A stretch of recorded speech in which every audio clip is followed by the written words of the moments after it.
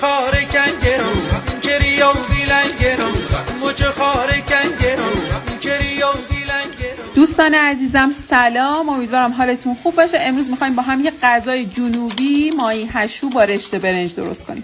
اول از همه یه پیازداغ درست و حسابی خلالی با زردچوبه زیاد درست میکنم.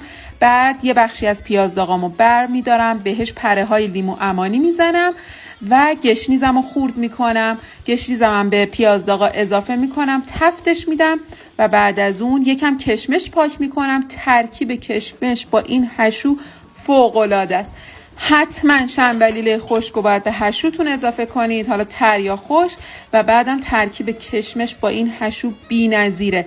زنجبیل، سیر و فلفل قرمز عضو جدا نشدنی از هشوان. من یکم بهش نمک میزنم، همش رو یه تفت کوچیک میدم و بعد میچشم. فلفل قرمزش برای من یکم کم بود، بهش اضافه میکنم. هشوها رو جدا توی ظرف دیگه میکشم و میرم سراغ درست کردن برنجم. اول از همه رشته هامو یه تفت میدم، برنجمو آبکش میکنم و بعد رشته های تفت خوردم و به برنج اضافه میکنم. حالا میرم سراغ ترکیب آرد و زنجبیل و زردچوبه و پودر دارچین و پودر سیر.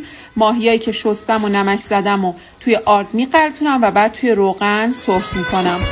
مه بلند و اوشیا جازمو بینا خدا هله هله مالی هله مال هله مالی هایامله هله مالی اینی جا بوده مدا دریا موجو بوا بم بکی خال خالی هله مال هله مالی هایامله هله مالی یلا هله مالی وی هله هله مالی سی بندر شمالی. خب اون بخشی از پیازداغمو که برداشته بودم لابلای برنجم دم کردم و بعد اونو توی دیس میکشم. هشو رو روی برنجم میکشم و ماهی‌ها رو کنارش میذارم. این هشو بی‌نظیره، یکی از بهترین طعماییه که من تو عمرم چشیدم. امیدوارم شما هم درست کنید و حسابی لذت ببرید.